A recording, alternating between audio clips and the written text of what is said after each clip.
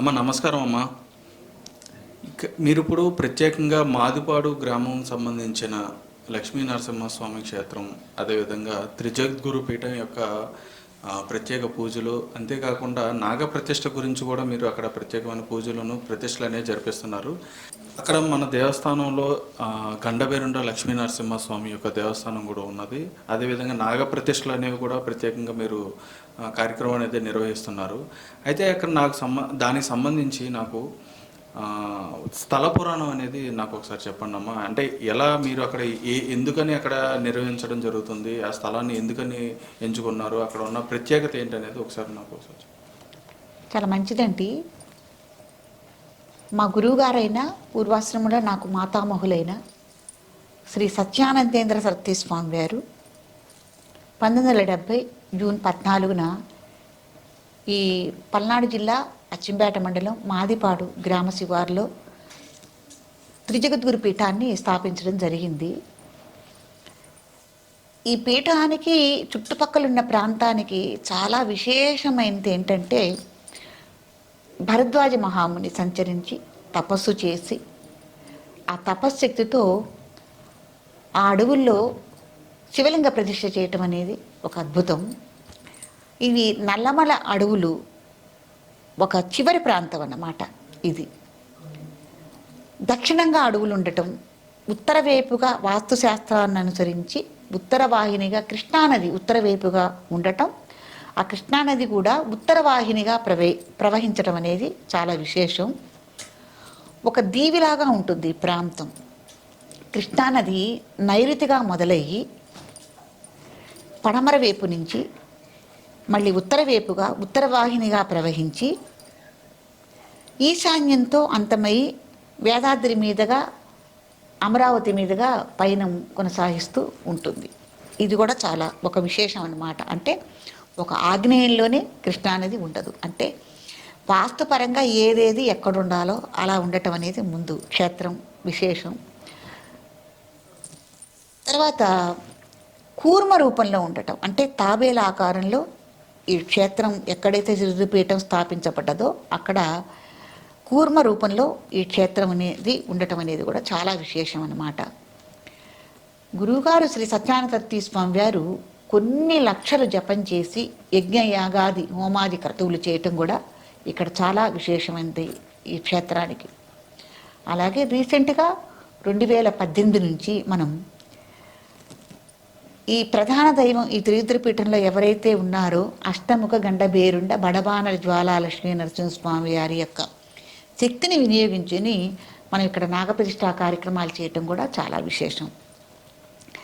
ప్రపంచంలోనే ఎక్కడా లేని మూర్తి అష్టముఖ గండబేరుండ నరసింహస్వామి. అధర్ణ వేదంలో మంత్రశాస్త్రంలో 32 బీజాక్షరాల మూల మంత్రంతో ఉన్న స్వామి ఈ అష్టముఖ గండబేరుండ నరసింహస్వామి. ఈ అష్టముఖ గండబేరుండ నరసింహస్వామి యొక్క మూల మంత్రాన్ని 32 లక్షలు జపం చేసిన తర్వాత శ్రీ సత్యానంద సరస్వతి స్వామి వారు ఈ గండబేరుండ నరసింహస్వామిని అధర్ణ వేదంలో మూల మంత్రంలోంచి ధ్యానస్థులోకి ఆధారితంగా విగ్రహాన్ని మలిచి గండబేరుండ నరసింహస్వామి వారి యొక్క ఆదేశానుసారమే ఇక్కడ విగ్రహ ప్రతిష్ఠ చేయటం అనేది జరిగింది. అప్పటి నుంచి ఇప్పటిదాకా స్వామివారు నిత్య ధూపదీప నైవేద్యాలతో విరాజిల్లుతూ అనేక మంది భక్తులకి ఈయన దర్శనమిస్తున్నారు. అదే అమ్మా. అయితే మీరు అక్కడ నిర్వహిస్తున్న ఇప్పుడు ఏదైతే నాగప్రతిష్టలు అనేవి ఉన్నాయో అది ప్రత్యేకంగా అక్కడ నిర్వహించడానికి గల కారణం ఏంటమ్మా? అంటే మీకు ఆ సంకల్పం ఎందుకని వచ్చింది? అంటే ఇది పూర్వం నుంచి ఉందా లేదంటే మీరు సంకల్పించిందా? దానికి గల కారణం ఏంటి? ఇది సంకల్పం అంటే అసలు గండబేరుండ నరసింహస్వామి వారి అవతారమే కింద మానవ రూపం తల సర్పరూపంతో ఉన్న రాక్షస సంహారం కోసం ఉద్భవించారు. ఆ రాక్షసుడు ఏమని కోరాడు అంటే మరణం లేకుండా ఉండాలని వరం కోరాడు. అయితే అది కుదరదు కాబట్టి నీకు ఇంకేం కావాలో వరం కోరుకో అన్నారు. అన్నప్పుడు నా ఎదురుగుండా నిలబడి ఎవరైతే యుద్ధం చేస్తారో వాళ్ళు శిలగా మారిపోవాలి అని వరమిమ్మని కోరుకున్నాడు. ఆ వరగర్వం చేత అందరినీ బాధించటం, ఋషులని దేవతల్ని బాధించటం, తర్వాత అందరూ శ్రీ మహావిష్ణువుకి వెళ్ళి విన్నవించుకోవటం, ఇవన్నీ జరిగినాయి.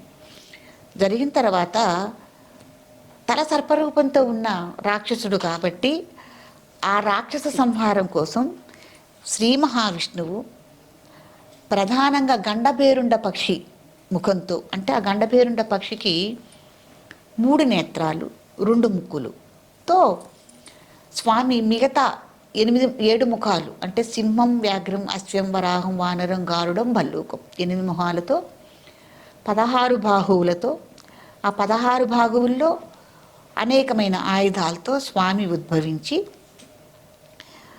ఈ రాక్షస సంహారం చేయటం అనేది జరిగింది. ఈ రాక్షసుడు సర్పరూపంలో ఉన్నారు కాబట్టి సహం మానవ రూపంగా ఉన్నాడు కాబట్టి మనం ఈ మానవులందరం మనం ఏదైతే ఈ సర్ప సంబంధితమైన బాధలు మనం అనుభవిస్తున్నామో, జాతకపరంగా కానీ ఆరోగ్యపరంగా కానీ ఏదైనా మనం సర్ప సంబంధిత దోషాలు అని పెద్దలు చెప్తున్నారో, ఈ దోష నివారణ అనేది ఈ గండభేరుండ నరసింహస్వామి వారి శక్తిని వినియోగించుకునే నివారణ అవుతుందని గండభేరుండ నరసింహస్వామి చెప్పడం ద్వారానే స్వయంగా ఇక్కడ సర్ప ప్రతిష్ఠలు అనేది మనం చేయటం జరుగుతుంది. సర్ప ప్రతిష్ఠలు అనేవి మనం ఎక్కడ పడితే అక్కడ చేయకూడదు. ఇలా ఎవరైనా విశేషమైన వాళ్ళు ఋషులు యజ్ఞయాగాది క్రతువులు చేసిన చోటు, నదీ తీరాల్లోనూ విశేషమైన క్షేత్రం ఇది గండభేరుండ నరసింహస్వామి క్షేత్రం అన్న చోట్లే ఈ నాగప్రతిష్ఠా కార్యక్రమాలు మనం ఆచరించాలి. అలాగే స్వామి యొక్క ఆదేశంతోనే మనం ఇక్కడ నాగప్రతిష్ఠా కార్యక్రమాలు మనం చేయటం జరుగుతుంది. ఇప్పటిదాకా 1800 చిల్లర నాగప్రతిష్ఠా కార్యక్రమాలు చేయటం జరిగింది. 2018 మార్చి 30 నుంచి ఈ ప్రతిష్ఠా కార్యక్రమాలు మనం మొదలుపెట్టడం జరిగింది. 1970 జూన్ 14 పూర్వం మనకి ఈ తిరుపతిపీఠం స్థాపించడం, గండభేరుండ నరసింహస్వామి వారి విగ్రహ ప్రతిష్ఠ చేయడం జరిగింది. అదే అమ్మా, ముఖ్యంగా ఇప్పుడు నాగప్రతిష్ఠలు జరిపే కార్యక్రమం అంటే మీరు అన్నారు ఎక్కడ పడితే అక్కడ చేయకూడదు, ఎలా పడితే అలా చేయకూడదు అని చెప్పాను. ఆ కార్యక్రమ పూజా విధానాలు కానీ అవన్నీ కూడా ఏ విధంగా ఉంటుందని? కార్యక్రమం పూజా విధానం అంటే భక్తులు వాళ్ళ అవసరాన్ని గురించి పీఠాన్ని సంప్రదిస్తారు. వాళ్ళకి కుజదోషమా, కాలసర్పదోషమా, మాతృకా దోషాల, పితృకా దోషాల, లేకపోతే వాళ్ళ గురువులు కానీ, జ్యోతిష్య పండితులు కానీ, లేకపోతే పీఠాధిపతులు కానీ వాళ్ళ అవసరానికి ఏమేమి చెప్పారు అన్న వివరాలన్నీ ముందుగానే మేము వారి నుంచి సేకరించడం జరుగుతుంది.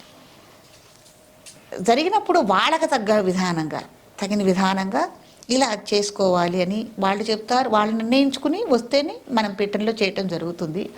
అడిగినప్పుడు మన ఏర్పాట్లన్నీ చేయటం జరుగుతుంది. వాళ్ళకి విగ్రహం, వాళ్ళకి కావాల్సిన పూజా ద్రవ్యాలు అవన్నీ ఏర్పాటు చేయటం జరుగుతుంది. సరైన ముహూర్తం, ఏ టైంలో ఏ రోజున నాగప్రతిష్ఠా కార్యక్రమాలు చేయాలి, ఇవన్నీ మనం వాళ్ళకి చెప్పడం జరుగుతుంది. నాగప్రతిష్ఠా కార్యక్రమంలో ముందుగా మనం ఉదయాన్నే 5 గంటలకే కార్యక్రమం మొదలవుతుంది.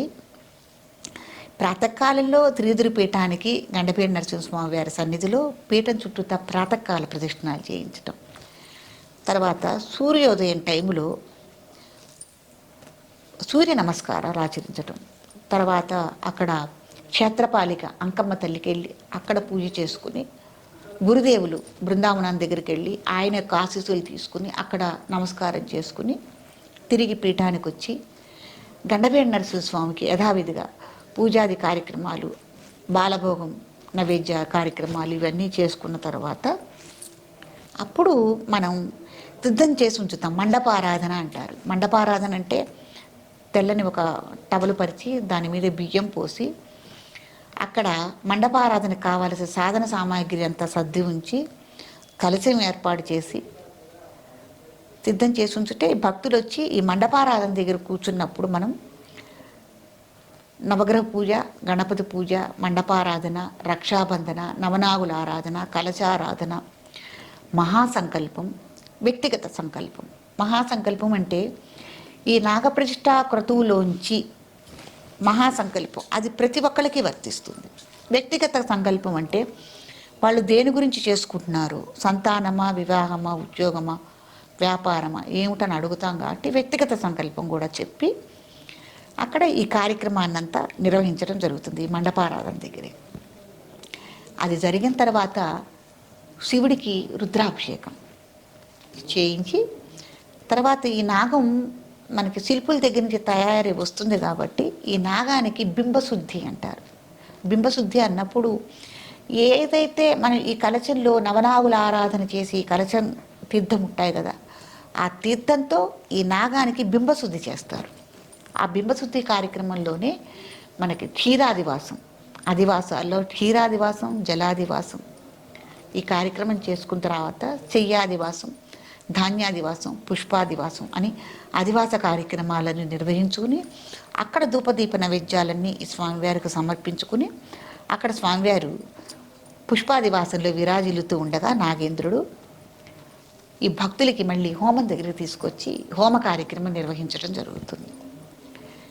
ఈ హోమ కార్యక్రమంలో మనం నవగ్రహాలకి, గణపతికి, ప్రధాన దైవాలకి, అలాగే ఎవరైతే ఈ జాతక ఫలితాల గురించి చెప్తారో వాళ్ళకి జాతకరీత్యా ఏవైతే గ్రహాలు ప్రజెంట్ జరుగుతున్నాయో ఆ గ్రహాలకి వారి యొక్క నక్షత్రానికి కూడా మనం ఆహుతులు వేసుకోవటం జరుగుతుంది, అంటే హోమం చేయటం జరుగుతుంది. జరిగిన తర్వాత అప్పుడు ఈ నాగేంద్రుని తీసుకెళ్ళి మనం అంతకుముందే నిర్మించబడ్డ ఘట్టం మీద, ఘట్టము అంటారు, ఆ ఘట్టం మీద ఈ నాగేంద్రుని తీసుకెళ్ళి యథావిధిగా నవధాన్యాలు, పంచలోహాలు అన్నీ వేసి యంత్రంతో అక్కడ ప్రతిష్టాపన చేయటం జరుగుతుంది. తీసుకెళ్ళి ఆ ప్రతిష్ఠ చేసుకుని వచ్చిన తర్వాత మళ్ళీ ఏ బ్రాహ్మడైతే మనకి క్రతు నిర్వహించారో వారు మనకి ఆశీర్వచన కార్యక్రమం కూడా ఇస్తారు. ఇచ్చిన తర్వాత అక్కడికి కార్యక్రమం చాలా వరకు పూర్తయినట్టే. అప్పుడు మళ్ళీ స్వామివారికి యథావిధిగా మళ్ళీ మహానైవేద్య కార్యక్రమాలు, హారతి, మంత్రపుష్ప కార్యక్రమాలు ఇవన్నీ జరుగుతాయి. అప్పుడు ఎవరైనా సంతానం లేదనుకున్న వాళ్ళకి ముందుగానే మంచి పళ్ళను ఇచ్చి స్వామివారి దగ్గర పెట్టడం జరుగుతుంది. అవి సంతాన ఫలాలుగా వాళ్ళకి ఇవ్వటము, అలాగే సంతాన ప్రసాదంగా వాళ్ళకి ప్రసాదాన్ని మనం చేయటము, ఇవన్నీ యథావిధిగా అక్కడ తిరుదిరిపీఠంలో జరిగే కార్యక్రమాలు. అదే అమ్మా, ముఖ్యంగా ఇక్కడ త్రిజగద్గురు పీఠానికి నాగప్రతిష్ఠకు వచ్చి చేయించుకున్న వాళ్ళు ఎక్కువ శాతం అంటే ఏ ఏ సమస్యల మీద రావడం జరుగుతుందమ్మా? అంటే వాళ్ళకి రకరకాల సమస్యలు ఉంటాయి, కుటుంబ సమస్యలకు సంబంధించి, జాతక సమస్యల నుంచి, దోషాలకు సంబంధించి, మీరు ఇందా చెప్పారు సర్పదోషాలకు సంబంధించి, ఇట్లా రకరకాలు ఉంటాయి. మీ దగ్గరికి ముఖ్యంగా ఏ సమస్యల మీద వాళ్ళు వచ్చి కార్యక్రమాలు జరిపించుకుంటున్నారు? అసలు సమస్య లేదు అన్న కుటుంబమే లేదండి. ప్రతి ఇంట్లోనూ పెద్దదో చిన్నదో ఏదో ఒక సమస్య ఉంటుంది. అవి నీలి నీడలల్లే మనని వెంటాడుతూనే ఉంటాయి. అది పెద్ద చిన్న అనేం కాదు, ఒక్కొక్కరికి ఒక్కొక్క రకంగా సమస్య ఉంటుంది. ఇవన్నీ కూడా చిన్నదైనా పెద్దదైనా ఇవన్నీ సర్ప సంబంధిత సమస్యలే, సర్ప సంబంధిత దోషాలే. ముఖ్యంగా సంతానలేమి, అసలు పిల్లలు లేకపోవటం, పిల్లలు పుట్టిపోవటం, గర్భస్రావాలు అవటం, తర్వాత వికలాంగులైన పిల్లలు పుట్టడం, అనారోగ్య సమస్యలు. ఏదన్నా మనకు సుస్థి చేస్తే డాక్టర్ దగ్గరికి వెళ్ళి చూపించుకున్నా కూడా ఒక్కొక్కసారి వైద్య పరీక్ష కూడా మనకి అందని అనారోగ్య సమస్యలు. తర్వాత పిల్లలు ఎంత చదువులో ముందుకెళ్ళలేకపోవటం, ఒకవేళ ఉన్నత చదువులు చదువుకునే వాళ్ళు ఉన్నా కూడా ఉన్నత ఉద్యోగాలు లభించకపోవటం. తర్వాత ఎవరైనా విదేశాలు వెళ్ళాలనుకుని ఈ వీసా కోసం కానీ దీనికన్నా అప్లై చేసుకున్నా కూడా వీసాలు అవి తొందరగా రాలేకపోవటం. తర్వాత సొంత గృహం అనేది లేకపోవటం, గృహ నిర్మాణం చేసుకోవాలి, మాకంటూ ఒక సొంత ఇల్లు కావాలని అందరూ కలలుగంటూ ఉంటారు. ఆ గృహ నిర్మాణం మనం చెయ్యాలని అనుకున్నా కూడా ఎంతవరకు చేసుకోలేకపోవటం. జాతకరీత్యా కుజదోషం ఉంటాం, జాతకరీత్యా కుజదోషం కానీ, కాలసర్ప దోషం కానీ, మాతృకా దోషాలు కానీ, పితృకా దోషాలు కానీ ఇవి ఏ ఉన్నా కూడా జాతకపరంగా. తర్వాత వివాహం కూడా అందరూ మంచిగా ఉంటారు, పిల్లలు బాగుంటారు, అందంగా ఉంటారు, అన్నీ చక్కగా వైభవంగా పెళ్లి చేయగలరు, అన్నీ ఉంటాయి, స్థితిగతులన్నీ బాగుంటాయి. కానీ ఏ సంబంధానికి వెళ్ళినా కూడా ఆ సంబంధాలు అనేవి కుదరకపోవడం, ఇది కూడా పెద్ద సమస్య. అట్లాగే కుటుంబ సభ్యుల మధ్య నలుగురే ఉన్న ఆ నలుగురికి కూడా సఖ్యత అనేది ఉండదు, భార్యాభర్తల మధ్య సఖ్యత ఉండదు. తర్వాత ఆడపిల్లల వివాహాలైనా కూడా అత్తారిళ్ళకి వెళ్ళకుండా పుట్టింట్లోనే ఉండిపోవటం అనేది కూడా శాపం, మహాశాపం. తర్వాత ఈ అత్తారింటికి వెళ్ళినా ఒకళ్ళో ఇద్దరో బిడ్డలు వాళ్ళకి కలిగినా కూడా దంపతులు ఇద్దరు విడాకులు తీసుకోరండి. ఎడమొహంగా పెడమొహంగా ఉండటం, ఇవన్నీ కూడా మనకి పుట్టిన టైంని బట్టి వచ్చే సమస్యలు, పెద్దల నుంచి వంశపారంపర్యంగా వచ్చే సమస్యలు, తర్వాత సర్పదోషాలు, ఇన్ని రకాలుగా ఉంటాయి. ఇన్ని రకాలుగా మన్ని వెంటాడుతూ ఉంటాయన్నమాట. దేనికి ఎందుకు కారణం ఎలా ఏంటంటే మనం చెప్పలేము. కొన్ని జరుగుతూ ఉంటాయి మనకి. రుణ బాధలు, ఆకస్మికంగా మనం అప్పులు పాలైపోవటం, వ్యాపారంలో ఏదైనా పెట్టుబడి పెడితే అది మనం నష్టపోవటం, ఎవరికైనా మనం ఒక్క 2 రూపాయలు బదులిచ్చినా కూడా అది తిరిగి రాదు, వాళ్ళకి ఇచ్చామా రాదు. ఇట్లా రకరకాల సమస్యలు ఉంటాయి. ఇంకొకటి ఏంటంటే మనకు అసలు సంబంధమే ఉండదండి. కొందరు వ్యక్తులతో మనకి రక్త సంబంధీకులు కాదు, మన ఇంటి పక్క వాళ్ళు కాదు, అసలు వాళ్ళతో మనకు పరిచయాలు ఉండవు. ఇలాంటి వాళ్ళు కొంతమంది ఆకస్మికంగా మన జీవితంలో ప్రవేశించి మన జీవితాలని అతలాకుతలం చేసిన సంఘటనలు బోళ్ళు ఉన్నాయి. మనం రోజు వార్తల్లో కూడా వింటున్నాం. సంబంధం ఉండదు, ఆకస్మికంగా జరుగుతుంది ఇది. వాళ్ళ వల్ల మనం ఎంత తల్లకిందులు అవుతామంటే అంత తల్లకిందులు అవుతాం. ఇది అసలు చెప్పలేని బాధ. కాబట్టి అసలు మనకు సంబంధం లేని వ్యక్తులతో మనం బాధపడటం ఏంటి కదా. కాబట్టి ఇవి కూడా మనకి దోషాల్లోనే మన పుట్టిన టైం నుంచే వస్తాయి. తర్వాత ఎవరైనా సరే ఏంటమ్మా ఈ జాతక ఫలితాలు అని అంటే, మీకు పుట్టిన టైము కరెక్ట్గా నోట్ చేసుకుంటేనే మీకు జాతక ఫలితాలు అనేవి ఏ జ్యోతిష్య పండితుడు చూసినా కూడా వస్తాయండి. పేరుని బట్టి జాతకము అనేది మటుకు నేనైతే అస్సలు నమ్మను. అసలు రాదది. మనం ఎప్పుడో పుట్టుంటాం. పేరుని బట్టి జాతకం అంటే మనకి కులదేవతలు, లేకపోతే ఇష్టదైవాలు, లేకపోతే మన పెద్దల పేర్లు ఏవో మనం పెట్టుకుంటాం. అసలు మనం పుట్టిన నక్షత్రానికి మనకు పెట్టిన పేరుకి సంబంధమే ఉండదు. కాబట్టి అలా కాదు. జాతకం కనుక పర్ఫెక్ట్గా ఉంటే కనుక మీకు జాతకం వస్తుంది. ఆ జాతకంలోనే తెలిసిపోతుంది మీకు ఏమున్నాయి ఏంటని. అసలు అలా లేని వాళ్ళకి ఇంట్లో ఏవైతే నేను చెప్పిన సమస్యలు ఉన్నాయో ఇవే మీకు సిగ్నల్స్. మనకు ఉన్నాయి, వెంటాడుతున్నాయి అని ఇవే మీకు సిగ్నల్స్.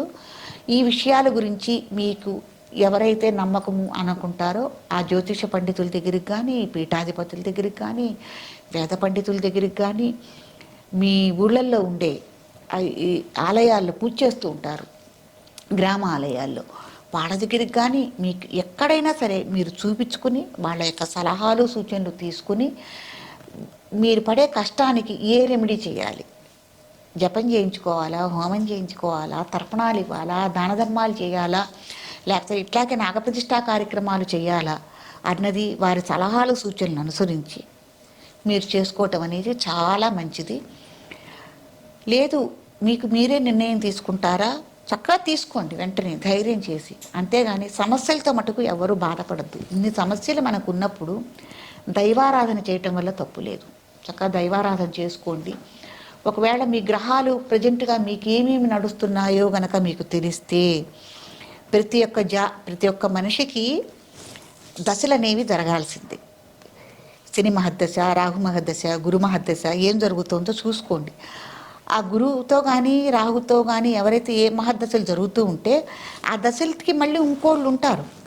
ఇప్పుడు రాహు ఉన్నాడు, రాహులో శని, రాహువులో కుజుడు, అట్లాగే గురువులో గురువు, ఇట్లా దశలు జరుగుతూ ఉంటాయి. ఆ దశలు జరిగేటప్పుడు మీరు ఒక 2 ఏళ్లకో లేకపోతే సంవత్సరానికి ఒకసారి మీరు జాతక పరిశీలన మీ అంతరికైనా మీరైనా చూసుకోవచ్చు. ఇప్పుడు ఫోన్లు ఉన్నాయి చక్కగా, మీరు చూసుకుని ఈ జాతకంలో ఇప్పుడు మనకి ఈ దశలు మార్పులు చేర్పులు జరుగుతున్నాయి కాబట్టి మనం జాగ్రత్త పడాలి. ఇప్పుడు రాహు ఉన్నాడు, తప్పకుండా మనకి ప్రమాదాలు అయ్యే యాక్సిడెంట్లు కానీ రక్తం కళ్ళ చూసే అదే అనేది ఉంటుంది. కాబట్టి ఇది కళ్ళ చూడకుండా అంతగా పోదు, కొద్దిగానే మనం తప్పించుకునే మార్గం ఏమిటి అనుకున్నప్పుడు మనం తక్కువ కూర్చొని చక్కగా రాహుకి జపం చేయండి. మీరే చేసుకోవచ్చు రాహు జపం. మీరు ఫోన్లో చూసుకుని చేసుకోవచ్చు. కాబట్టి ఎవరి చేతన్నా ఒక పండితుడి చేత కానీ ఎవరి చేతనా మంత్రాన్ని ఒకసారి అనిపించుకోండి. గురువు లేని విద్య ఫలించదు కాబట్టి ఒకసారి అనిపించుకుని ఆ జపం చక్కగా కూర్చొని చేసుకోండి. మీరు ఎప్పుడైతే దశలు మారుతున్నాయో అప్పుడు తప్పకుండా ఈ గండభీరణ నరసింహస్వామి వారి సన్నిధిలో నిద్ర తప్పకుండా చేసి తీరాలి. అప్పుడు ఈ రాబోయే ఈ గ్రహ మార్పులు, ఈ జాతకరీత్యా ఈ గ్రహ మార్పులు, దశ మార్పులు జరిగేటప్పుడు ఆయన క్షేత్రంలో మనం నిద్ర గనక చేస్తే చాలా వరకు మనం ఏవైనా దుష్ప్రభావాలు అనేవి ఉంటే రాబోయే విషయాల్లో మనం తప్పకుండా వాటి నుంచి, ఆ గండాల నుంచి తప్పించుకోవచ్చు. మీకు నేను చిన్న ఉదాహరణ నాది నేనే మీకు నేను చెప్తాను. నాకు ఇప్పుడు సినిమా దశ నడుస్తోంది. ప్రజెంట్ నాకు నడుస్తోంది. నాకు ఇప్పుడు 2024 కదండి, 22, 23 అతి గండ రోజులు. శనిలో రాహు జరిగాడు నాకు. నేను కూడా ఆ బాధను నేను అనుభవించున్నా మానసికంగా. కాబట్టి ఇంకా నేను గండవేడి నరసింహస్వామి వారి సన్నిధిలో ఆయన సేవలో ఉన్నాను కాబట్టి బతికి బట్టగట్టాను అని నేను చెప్తున్నాను. కాబట్టి అలా క్షేత్రంలో తప్పకుండా నిద్ర చేయండి. ఈ ప్రతి సమస్యకి పరిష్కారాలు అనేవి మన చేతిలోనే ఉన్నాయండి, మనమే చేసుకోవటం లేదు. కానీ ఖర్చు లేదు.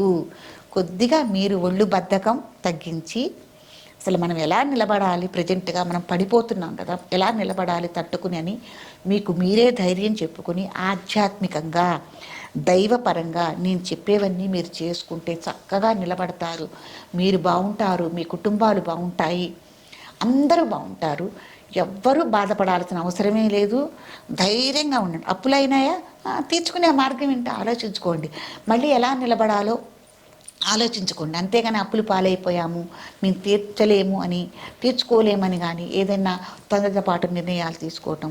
తర్వాత ఇంకోటి ఏంటంటే, ఈ మధ్య చాలామందికి ఆత్మహత్య చేసుకోవాలి అన్న నిర్ణయాలు, ఆలోచనలు ఎక్కువగా వస్తూ ఉంటాయి. అది కూడా జాతక ఫలితాలే. కాబట్టి అలా వస్తున్నాయన్నప్పుడు జాగ్రత్త పడండి. పెద్దవాళ్ళకి చెప్పండి, గురువులకు చెప్పండి, మా పరిస్థితి ఇలా ఉంది అని. కాబట్టి మరీ చెప్తున్నానండి, ప్రపంచంలో ప్రతి ఒక్కళ్ళు బాధపడుతున్నారు. ఎక్కువగా బాధపడే వాళ్ళు చాలామంది ఉన్నారు. చాలా చోట్ల నేను కుటుంబాలు ఆత్మహత్యలు చేసుకుని చచ్చిపోయారు అని నేను విన్నాను. ఏంటంటే 60-70 ఏళ్ళు వచ్చిన తర్వాత కూడా ఆత్మహత్య చేసుకుంటున్నారు. ఎందుకు? జీవితం అంతా గడిచిపోయింది, ఇప్పుడు ఆత్మహత్య చేసుకుని చావటం ఏంటి? ఎక్కడైనా సరే ఎలాగైనా బతకచ్చండి. మంచిగా ఉండాలి, ఎక్కడైనా కష్టపడే గుణం ఉండాలి. కాబట్టి ఎక్కడైనా బతకచ్చు. కాబట్టి ఇటువంటి నిర్ణయాలు కూడా చాలా తప్పు. ఇదంతా మనం పుట్టిన టైంను బట్టే ఉంటుంది. నన్ను విశ్వసించండి, నమ్మండి. కాబట్టి ఇదంతా గ్రహచారమే. లేకపోతే అందరం ఒకేలా ఉంటాం, అందరి కర్మలు ఒకేలా ఉంటాయి, అందరి విధి రాతలు ఒకేలా ఉంటాయి, అందరం ఐశ్వర్యవంతులుగానే ఉంటాం. కాబట్టి ఇన్ని రకరకాల జీవితాలు ఇన్ని కోట్ల మందిలో జరుగుతున్నాయంటే తప్పకుండా ఇది మనం నమ్మాలి, నమ్మి తీరాలి. నమ్మటం వల్ల మనం నష్టపోయేది ఏమీ లేదు. చేయండి, ఆచరించుకోండి, మీరే బాగుపడతారు కదా.